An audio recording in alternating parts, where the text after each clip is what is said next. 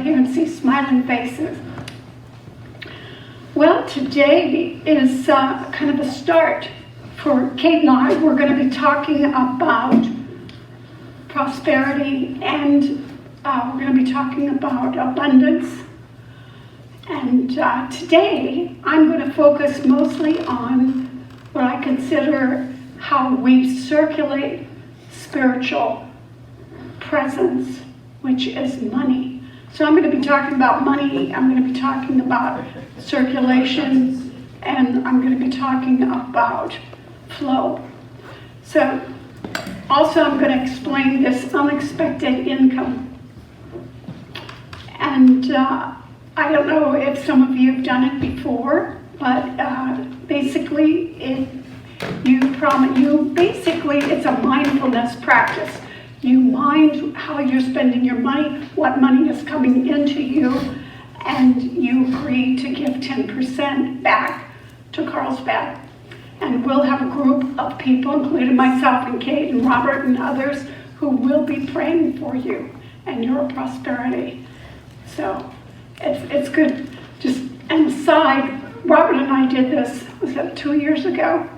And we had a piece of property in New Mexico that was sold, and my brother had managed it, and he gave up his management fee, and we got $5,000 out of the blue. You know, we say out of the blue, yeah. And before that, I did this program, and 2 years after I had closed on a house in Scripps Ranch, I got a check for almost $6,000. He's like, what? Out of the blue? I was very happy to tithe, but the title company had made a mistake. Thank you, thank you, thank you. So it's a great program, and I wanted to share that, kind of my comments on that. Excuse me, I'm a little hoarse today. First, a couple of jokes. A study of economics usually reveals the best time to buy anything was last year. And this is from my brother Jim. The definition of inflation is when you pay $50 for a $20 haircut that you used to get for $5 when you had hair. No. My poor brother. So, one more. Oscar Wilde. I'm sure most of you know Oscar Wilde, the English playwright. I just love his writings. But he said he also did a stint in debtor's prison. He says, anyone who lives within their means suffers from a lack of imagination. I like that. So, well, to begin, I'm going to talk about a bed of roses. Ruth Ann asked me, she said, a bed of roses, what does that mean? Well, maybe it's a Midwest thing, but my father would say things like, well, we have the wherewithal. We're living on a bed of roses. And it's a euphemism for prosperity. So I wanted to mention a couple of other words that we use in our language. Ample, copious, fortune, opulence, moolah, you like that one? Moolah, dough, wealth, profitability, riches, a good life, easy street, well-being, well-off, lap of luxury, land of milk and honey, and bed of roses. So I can visualize this bed of roses, sort of metaphysically. Life smells great and it's beautiful. So I wanted to give you a quote from Ernest Holmes. He said, I always have an abundance of money and an abundance of whatever it takes to make life happy and opulent. There's a continuous movement towards me of supply, money, of all that I need to express the fullest life, happiness, and action. We Reverend Lori sort of got me started on this because she said Ernest had a closet full of money. I thought, well, that was kind of interesting. I want that closet. But Ernest also said, he said, free yourself forever from the thought that God may be pleased by a life of sacrifice, that the world is any better because of your misery, or that righteousness is more perfectly expressed through poverty than abundance. And my hero, Raymond Charles Barker, said, money is a spiritual activity. It's good. It's wonderful. We should love it. It's not sinful. It's God in action. He says the stock market is a financial barometer. I don't condemn it. I don't criticize it. I don't bless it. I use it as an orderly part of my business world. I don't worry about the value of dollars, because whether the values go up or down, I'm convinced within myself that I am worth money and will always have it. I will always have money because the law of prosperity is based on the perpetual, circulation of God's idea in the infinite mind. He's the one, I think he's the one who said, I have money to share and money to spare. Money is God in action, and God is always acting in my life. So I love that. Prosperity is more than money, but money is necessary for prosperity. Now, money gets a bad rap, but anything you love increases, and anything you criticize moves out of your life. Money is how God maintains circulation in our lives. Circulation is necessary to the general field of economics. I think we as a country are very prosperous because we give, we receive. We have wonderful circulation of goods and services and ideas, freedom of speech, freedom of religion. So we have a consciousness of prosperity. Now, I just want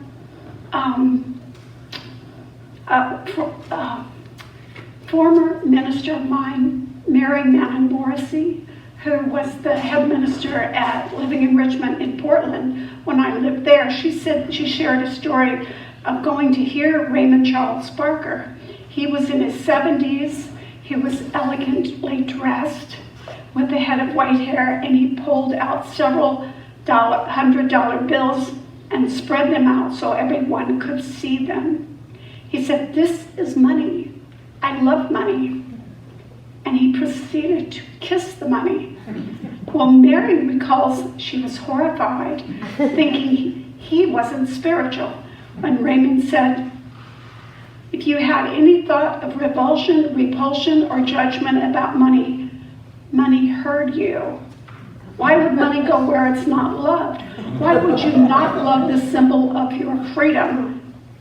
He said, "Imagine if I had my grandson here and said, 'I love you.' That would be okay.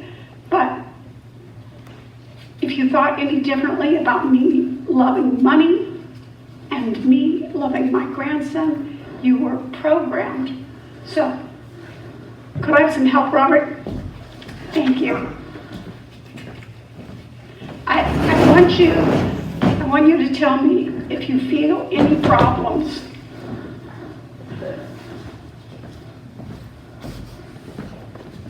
Hundreds, 100, 100, 100, 100, 50s, 50, 50, 50, 50, 50, God in action, 20s, 20s. Now, if you have any revulsion to saying, "I love you," you need to look, you need to think about your consciousness. I'll say more about that.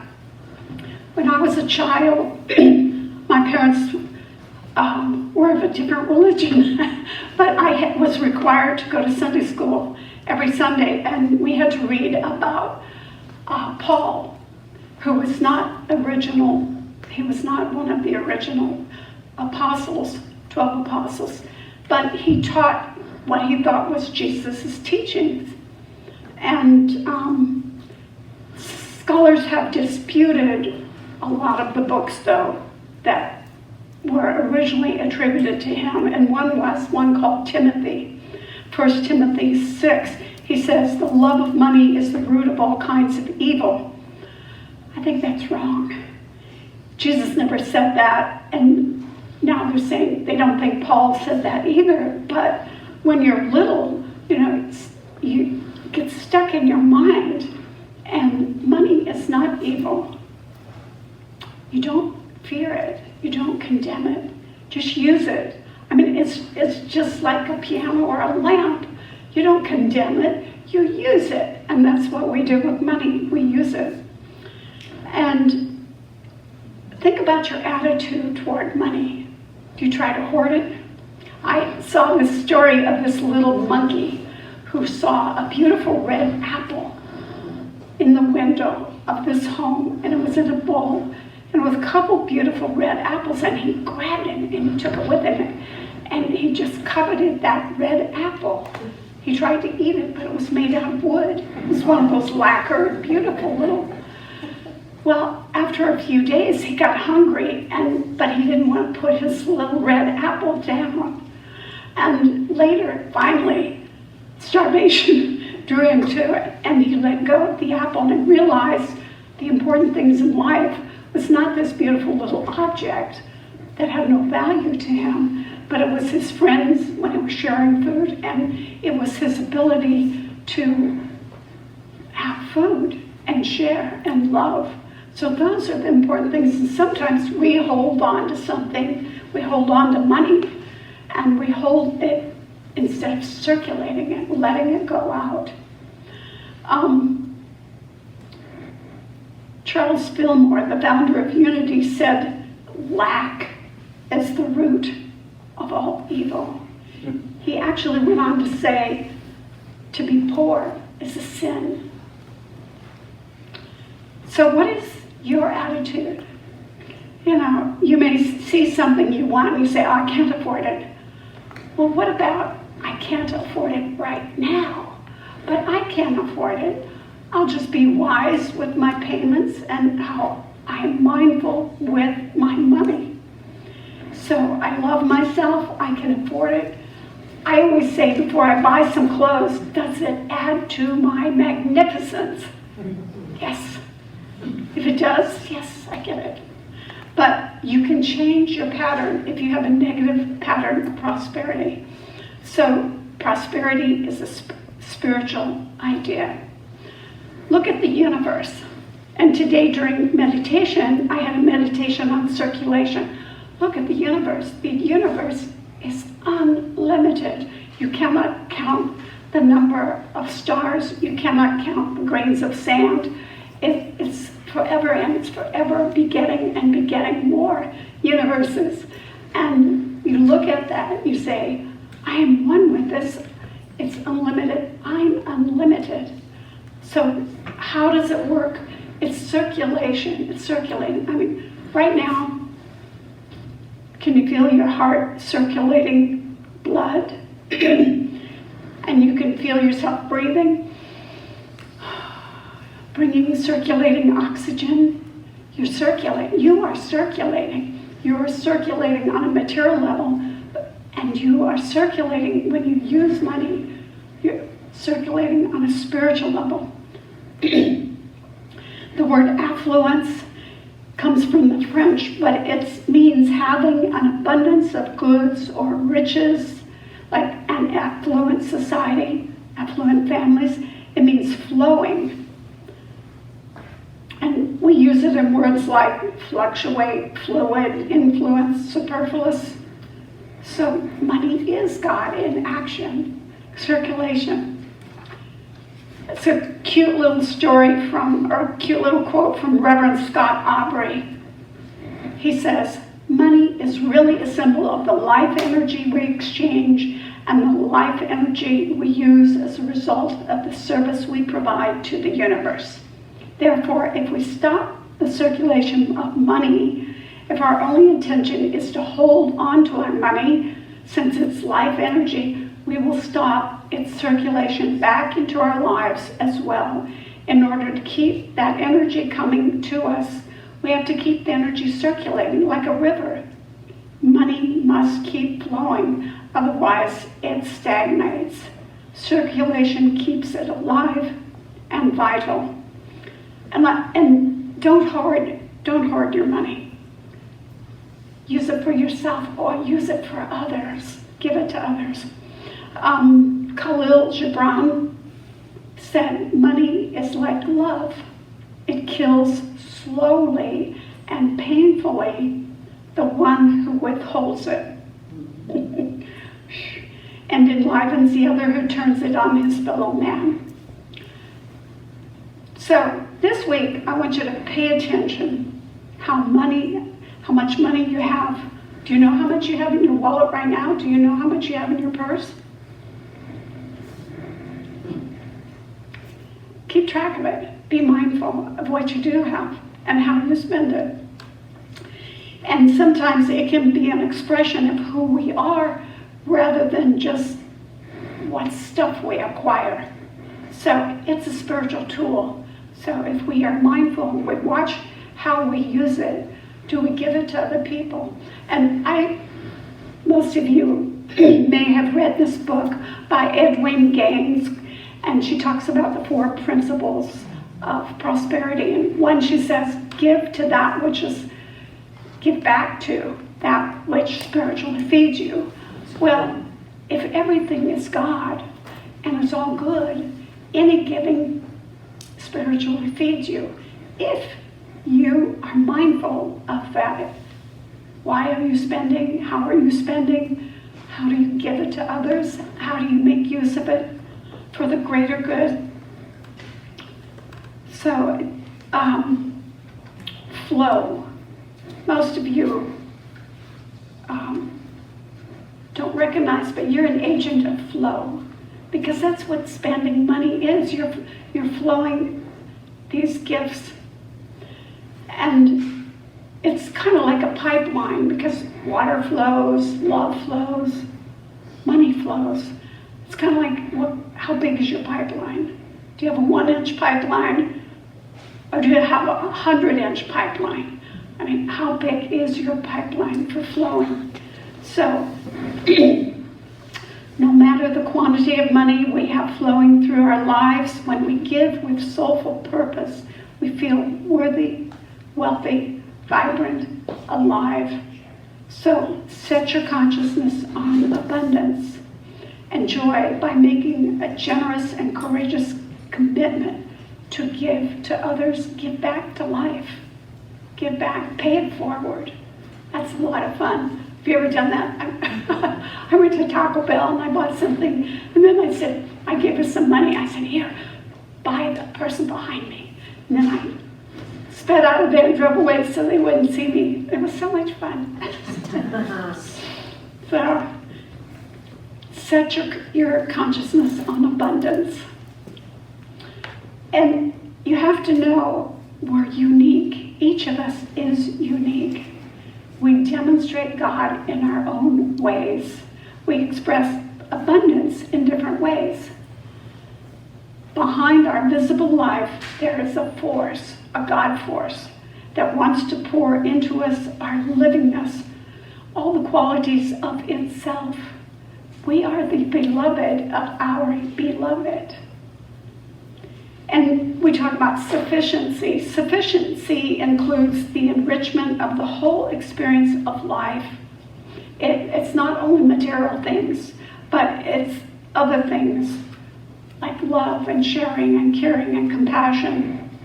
We live in this abundant universe, and just as the song said and Robert said, there is enough to go around. There's always enough. I have a quote here from Swami Kriyananda. He was a follower, a direct follower of Paramahansa Yogananda, and he created the group Ananda that we went to visit. He said, to attract abundance in your life, see money as a flow of energy, not as a static quantity. See life in the same way as a flowing river. not the fixed patterns of behavior. Enter the stream of consciousness. There are no limits to how much of life's abundance can be yours if you will plunge into the divine current and swim there joyously. And I have one more before I go in and talk to you about our program here, Unexpected Income Program. A great quote, a guy named Harry Emerson Fosdick. He said, $1, well, this we can say $1 or 20, whatever we want, is a miraculous thing. It's a person's personal energy reduced to portable form. You can go anywhere with it. He said it can go where we cannot. Because once we put it out there, it goes where we don't go. Lifting burdens and saving lives with which he cannot directly deal. So the Unexpected Income Program, I'm going to pass this out. And I also have a little gift for everyone. We need 2 people.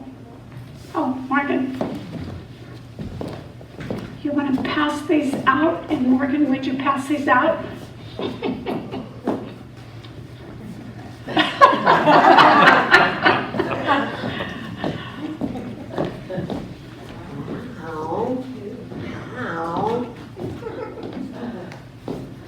Thank you. What did I just do with mine? So we have a little experiment. I love surprises. That's why I like this program.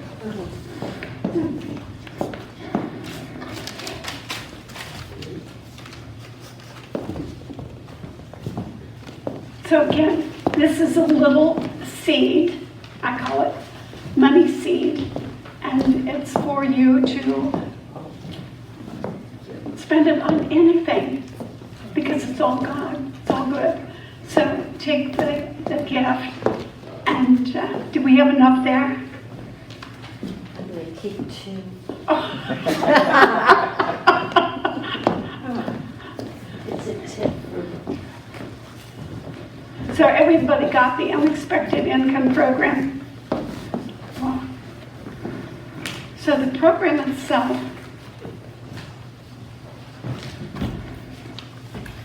there is a prayer treatment.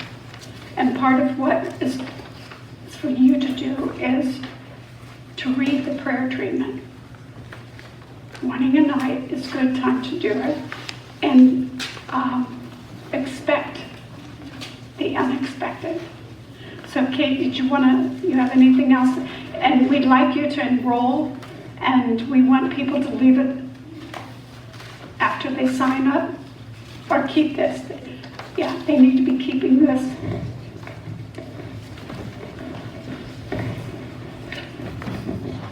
So I just want to add, of course, the Unexpected Income Program is voluntary. Nobody has to do it. It's just something that we have done in the past. People have really liked it and benefited from it. And so we wanted to offer it again. We think of it as an experiment in putting our spiritual principles into practice. So unexpected income could also be thought of as unscheduled income. So if you get a paycheck every month or whatever, or if you get a normal payment that you're expecting, we're not asking you, we're not talking about that. And we're not asking you to tithe back on that, although we appreciate that that is where your regular donations come from. But I do want to ask that when if you sign up for the program and participate, when you get unexpected or unscheduled or surprise income, whether it's a check in the mail or someone takes you to lunch, or I don't know what it will be, that you tithe back 10% to our center. And that you let us know that it is for this program, because we want to experience it individually, but we also like to keep track of it because that helps all of us. So, you know, maybe one person will have an amazing result, like Reverend Maurene had in the past, of getting a check for $6,000. That'd be great. And maybe another person will have a different experience, but it's nice to share. So we do want to keep track of this separately. So that's the only thing, is if you could keep track of it yourself. What I do is I just have an envelope somewhere near my desk or whatever, and I just write it down, and then, you know, like, oh, I got, you know, lunch. So I write down $3, unexpected income, something like that, and just kind of keep track of it, and then once in a while, turn it in. So that's kind of the nuts and bolts of how the program works. It's voluntary, it's very fun, and I think everyone will enjoy it. So I'll turn it back over to Reverend Maurene.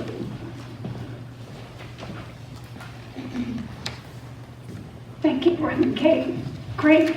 But we need people to sign up so we can pray for them. So will we have a sheet out here?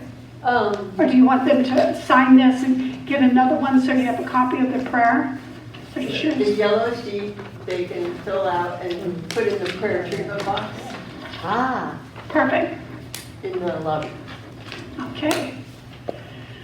Well, go have fun with your flow, your circulation.